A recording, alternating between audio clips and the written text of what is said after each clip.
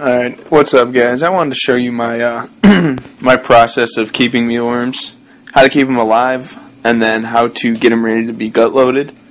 You want to make sure you always gut load any reptile that you're feeding, because essentially all the nutrients that goes into the mealworms or the insects that you're feeding your lizards is going to go into the mealworms first and then into your lizards. So if you have mealworms that haven't eaten in 3-4 days compared to mealworms that just got done eating last night, you're going to much rather want that. They'll be fat, much healthier, give your reptiles much more calories.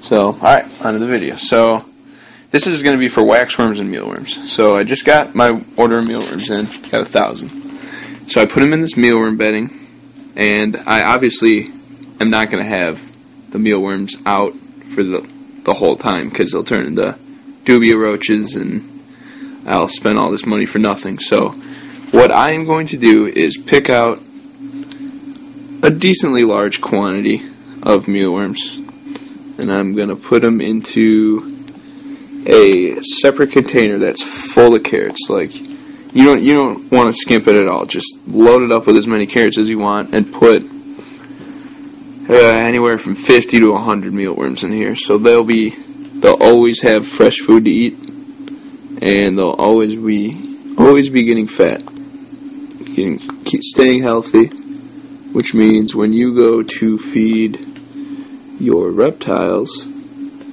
they will get that fat, healthy, nutritious insect as well. This is a big problem with a lot of breeders. They don't gut load their insects, which leads to the reptiles growing slower and being less healthy. So why would you even want to do that? Just so you want the best nutrition for your reptiles always, and you also want to take care of your insects just as well as you take care of your reptiles.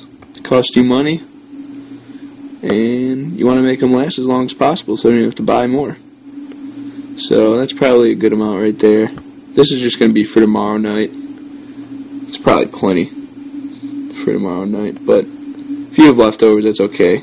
It takes usually a couple weeks for them to turn into dubia roaches anyway, but the longer you keep them out, the quicker the process takes. So then after that, I'm going to keep this container full of the mealworms and the carrots, so they're just going to be chowing all night.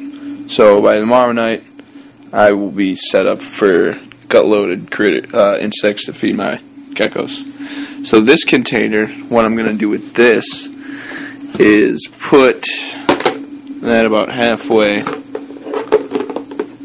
and this is going to go into the mini fridge.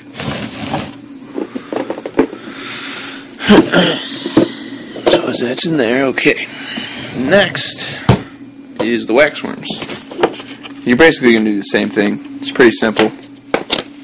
This is my big container. There's 250 in here. I have another one with 250, so essentially one 250 container I'm not even going to touch until I'm done with the other 250 containers. So both of them will be kept in the fridge, but you want to do the same thing. With waxworms, it's a little different. You don't need to put any food in there. I don't believe. I believe they're pretty much fully loaded and good to go at this point, but that's just from what I've heard. I'm not sure. I'm not sure on what to feed these guys or what, but maybe lettuce. I don't know. I don't think they eat carrots. So yeah, I'm just basically doing the same thing. I'm just going to keep... The reason you want to do this is for waxworms is same basic concept of keeping them in the fridge and keeping some out, except you're not gut loading them. You're just keeping them in an empty container. But basically, once I put these guys in the refrigerator, they're not going to move. Once I pull them out and put them in the geckos' trays, they're not going to move much for the next couple hours because they're cold. They're not dead, they're not frozen, but they're cold. And when they're cold, they don't move. So, and a common thing, leopard geckos, they hunt off movement, and their vision isn't the greatest, but they see movement. So an insect could be standing still, and the gecko might not even know it's there. But really, so basically the idea is just keep them out, look how lively they are. Just because once they go in the fridge, they're going to be dormant till they warm up, pretty much. They're not going to move. So these guys go in the mini fridge as well, and they'll just keep cooling there. So then you got your waxworms that you're going to feed the geckos for the next night, and you have your mealworms that you're going to feed your geckos or reptiles for the next night.